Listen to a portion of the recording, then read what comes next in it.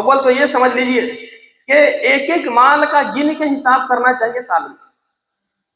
یہ ضروری ہے زکوٰۃ ادا کرنے کے لیے، ایک ایک مال کا حساب ہونا چاہیے،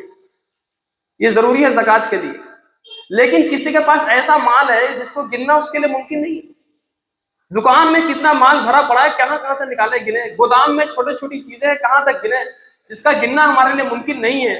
تو ایک تخمینہ، ایک اندازہ لگا لے کہ ہر حال میں یہ مال 10 لاکھ کا تو ہے، 10 لاکھ سے کم کا مال نہیں ہے،